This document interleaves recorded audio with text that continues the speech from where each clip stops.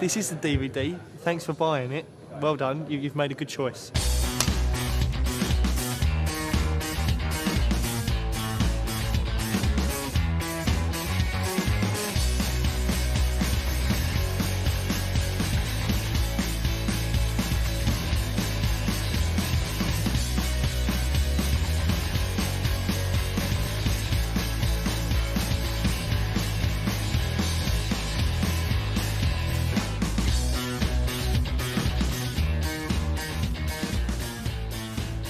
Show about four 17-year-old lads who have just started sixth form college, and it's about the scrapes they get into.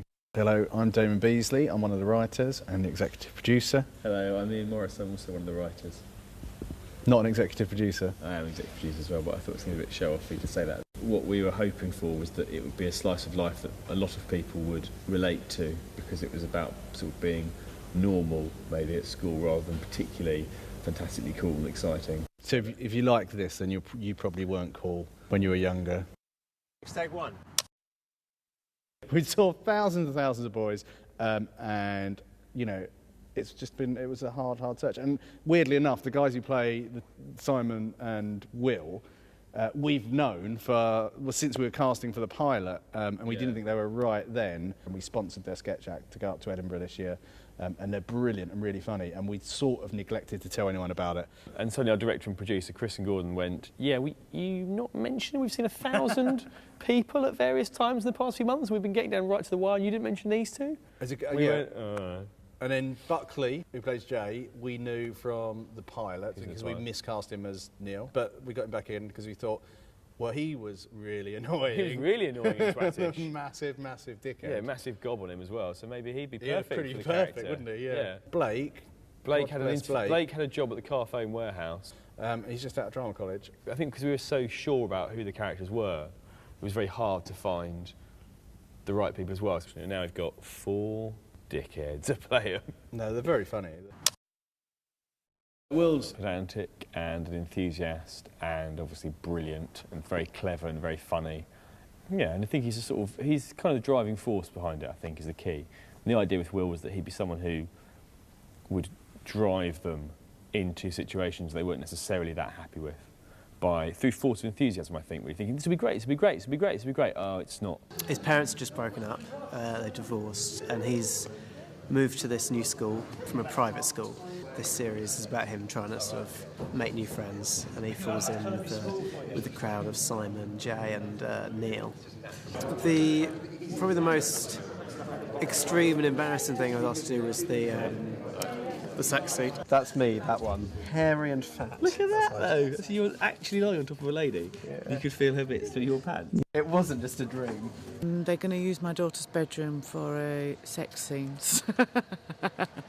Yeah. But they assured me that's not real, so that's fine. And her suggestion was that they don't use hair sheets either, so that was fair enough. The sex scene was the first time I've kissed someone who's been paid to sort of have sexual contact with me.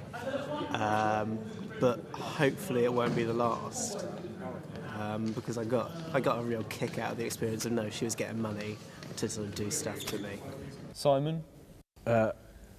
He's just an extraordinary romantic lead. He's sort of madly in love with a girl, but it's sort of happened overnight. It's a girl who he's known since he was sort of a kid. Can you smell bleach? Shh. No, it's really strong. Is it your breath? Have you been drinking spirits? Sorry, yeah, but God, I don't know what I was thinking. Would you like some of my fucking manners? Jesus, what tramp did you steal that off? I'll stick to wine, thanks. Wine is for girls. I am a girl. This is a man's drink, and that's called a Mickey Finn.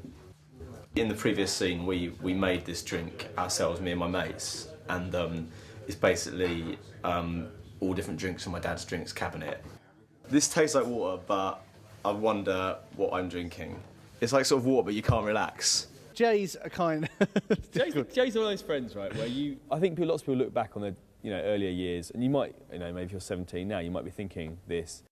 You have a friend where you go, you'll have friends where you look back and you go, why was I friends with him? He was horrible. Jay is the bullshitter of the group.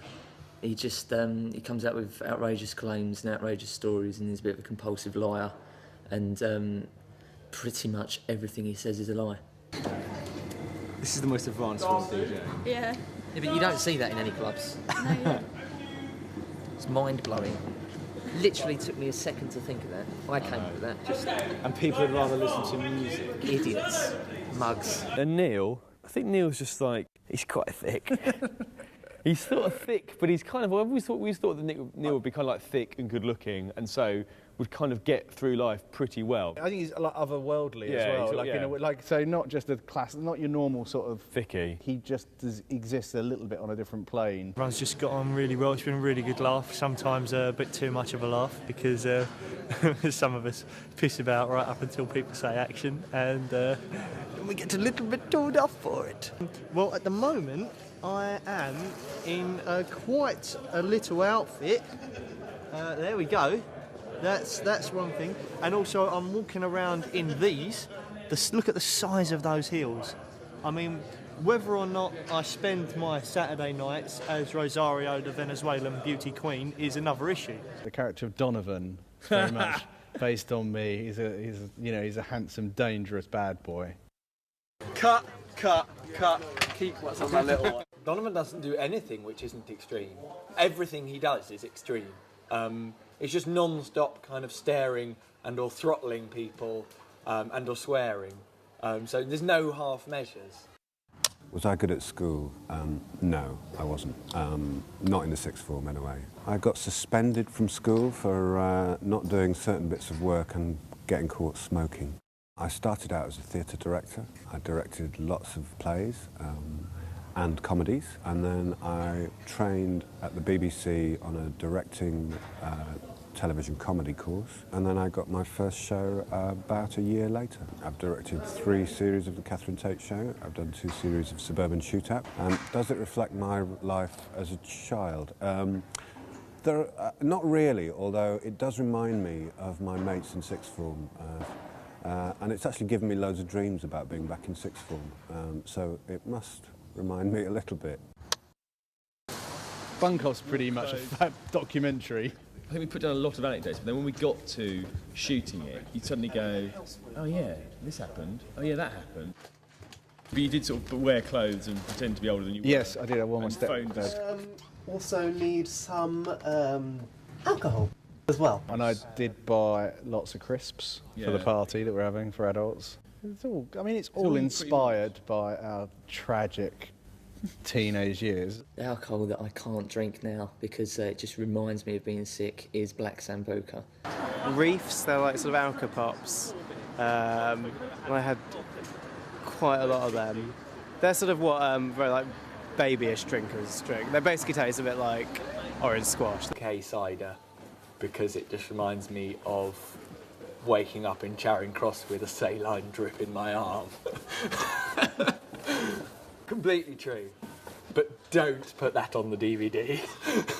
No, well, you can. Just you have to pixel out my face. We're standing next to a crane here because we're going to do this scene in the park. Quite a nice big moment where the frisbee is being thrown and hits someone by mistake. So we're going to have a very nice big wide establishing shot, which we'll do from the crane, and then we'll have a shot where the camera just lifts right up into the air. It's a Sunday in the park, on a beautiful sunny day in a suburban park.